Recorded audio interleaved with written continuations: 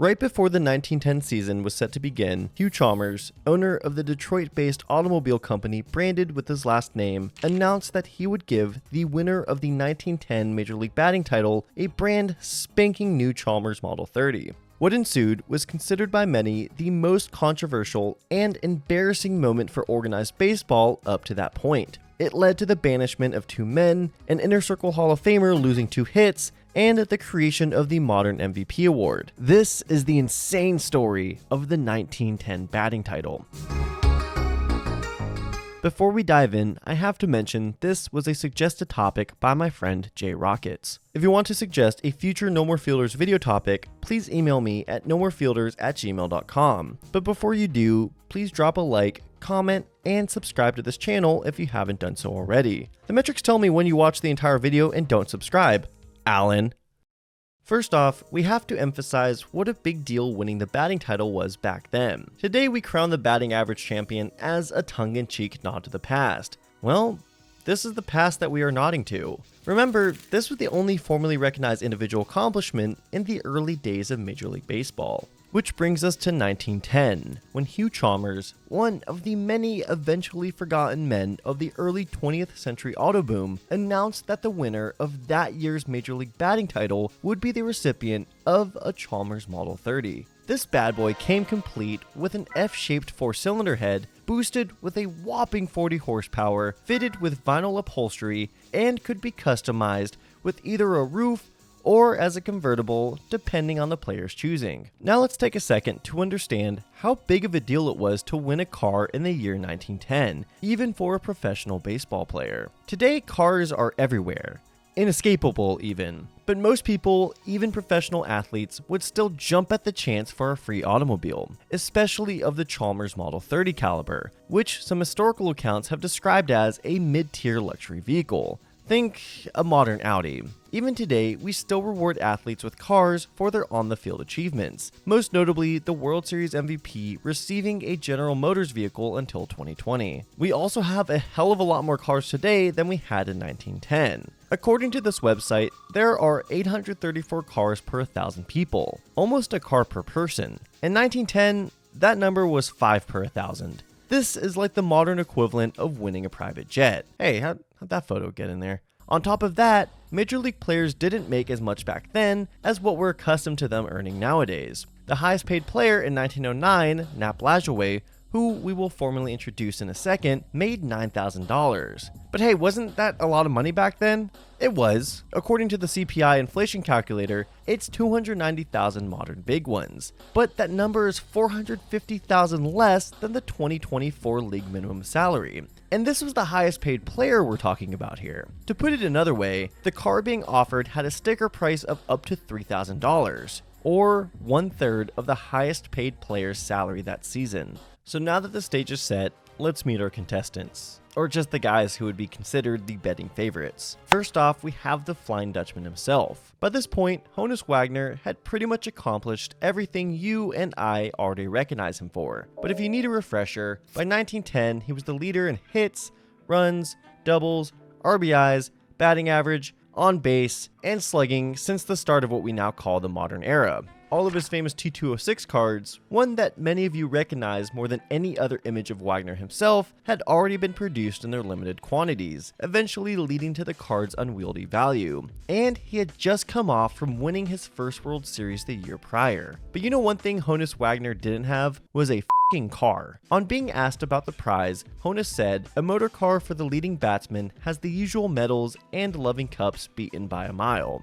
Yeah, winning a World Series is cool, but you know what's even cooler? Speeding down the mean streets of Pittsburgh going 10 miles per hour on a horseless carriage. The 36-year-old was coming off a streak of 4 NL batting titles. Now, he had to shoot for the entire crown to receive his motor coronation.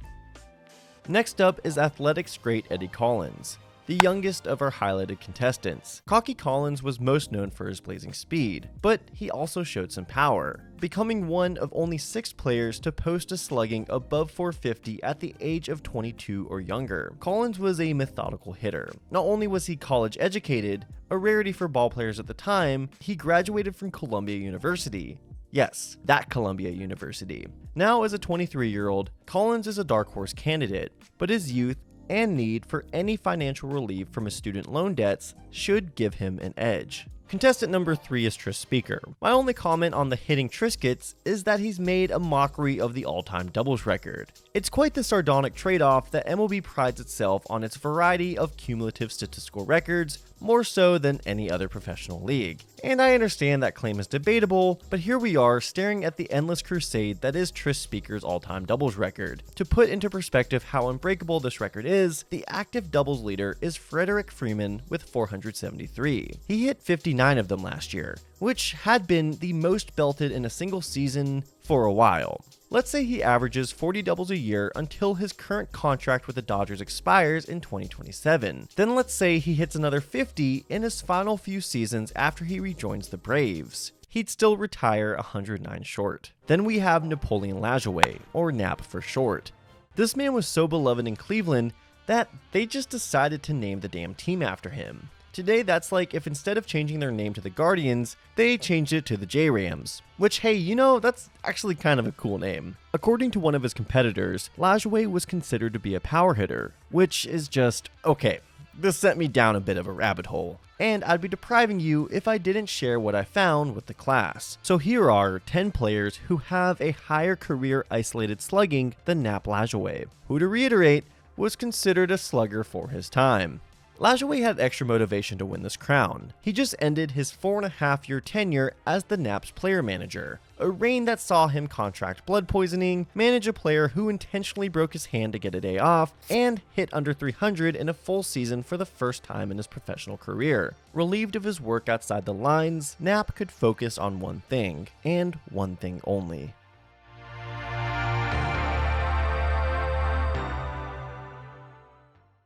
Last is the abominable Ty Cobb. Ty is what many would call a mean son of a bitch. But boy could he hit. I would say he was one of maybe 7 total players who just came in the league and broke baseball for a few years. You know, your Babe Ruths, Willie Mays, Barry Bonds, Shohei Ohtanis, etc, etc. There's a reason he's an Inner Circle Hall of Famer. His career average is 366. I know it was a much different game back then, but the last time somebody hit that number in a full season was 2009. That's what Ty Cobb hit during his career. He played till he was 41. One of his competitors attributed Cobb's incredible eyesight to his success, something we will get to later. Cobb, who grew up poorer than a draft beer, was possibly the most excited among his peers about the prospect of winning a new car. Now that our betting favorites are introduced, I guess there's nothing left to do but watch the season unfold. And to provide some tunes, we have Atlanta's very own Smoke Detector. Let's play some f***ing ball.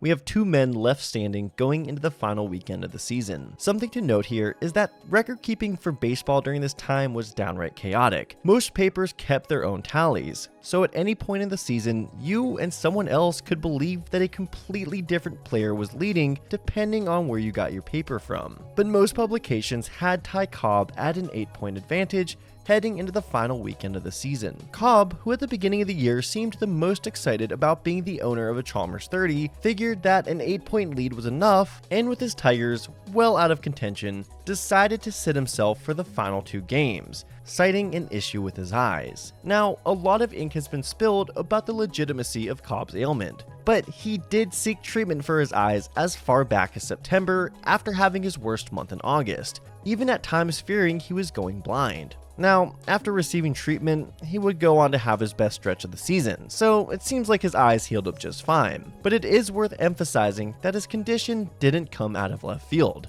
That's because he played center. Cobb may have called his own victory, but Lajoie had one narrow path to usurp the crown. This is how Nappy could still win. He'd have to go a perfect 9 for 9 over a doubleheader on the final day of the season. Lajoie went 8 for 8 with a sacrifice on an error. This last error meant that he came up just a few 10,000ths short of a Chalmers 30. A real travesty for someone who just accomplished possibly one of the most impressive feats for a hitter, the offensive equivalent of throwing back-to-back shutouts. But even with how good of a hitter he was, going a perfect 8 for 8 is not an everyday feat. How exactly did Lajoie pull this off? For you see, his team was playing against the hapless Browns, a club who was farther behind the second to last place team in the standings than Cobb's third place Tigers were to Eddie Collins' first place Athletics. They literally had nothing to play for. Or did they? Browns manager Jack O'Connor wasn't too fond of Ty Cobb. According to Rick Hunn, whose book is considered by many to be the definitive source of this great tale, claims that Cobb had once accused O'Connor of tipping his bat while catching, or the reverse Ozuna if you will. So the last thing he wanted to do was be the manager of the team who would become the last domino to fall for Cobb to win that sweet, sweet Chalmers 30. After Lajoie roped a triple in his first at-bat of the day, a triple that in hindsight, some have claimed was a result of a misplay by the center fielder Hub Northern, O'Connor told his rookie third baseman Red Corden to play back a few feet every time Lajoie stepped up to the plate. A few more good. You remember before the shift limitations when we'd see some bizarre sights like third baseman making putouts in right field? This was kind of like that. Even though it has been pretty much confirmed Knapp was not conspiring with O'Connor directly, Lajoie did pick up what he was putting down, and as a player revered for his bunting ability, bunted in 8 straight at-bats, reaching every time, which combined with the triple in the first game resulted in a, you guessed it, 8 for 8 day.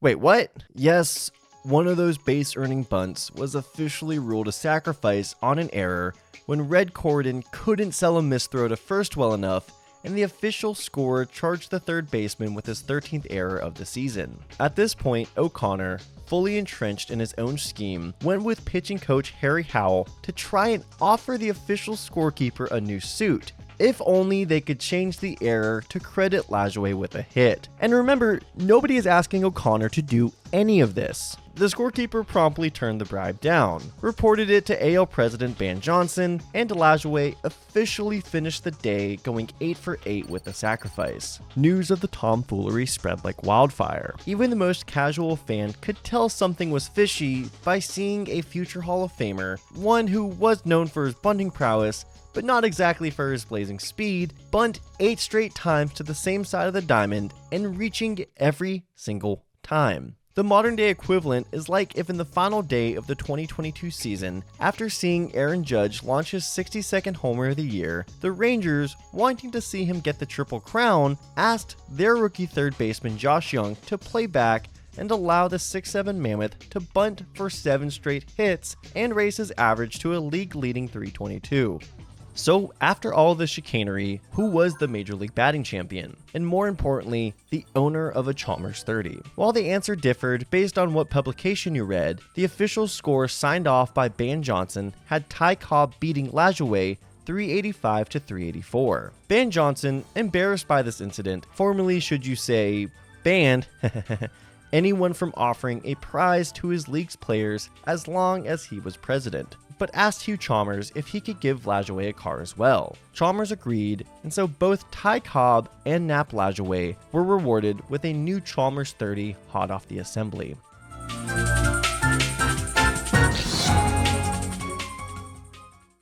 For their attempts at bribery, both Jack O'Connor and Harry Howell were asked by Johnson to resign, as they were unofficially banned for life. Since the promotion was a roaring success, as the controversy served as free publicity for his company, Hugh Chalmers wanted to continue the promotion, but felt the batting title left too much up for interpretation. He needed something more objective than, a number. Therein he decided to alter the rules and reward not the batting average leader, but the most valuable player, as voted upon by a team of sports writers with a Chalmers automobile. As many of you watching have guessed by now, this is the first iteration of what we now know as the MVP, an airtight and completely objective award that to this day has never sparked any controversy or argument from fans or players alike. So whenever you get tears in your eyes when you see your favorite player hoist up that octagonal plaque, you have an ambitious car mogul from Detroit to thank for that. The Chalmers Award would discontinue in 1914 before being brought back as the modern day Most Valuable Player Award in 1922.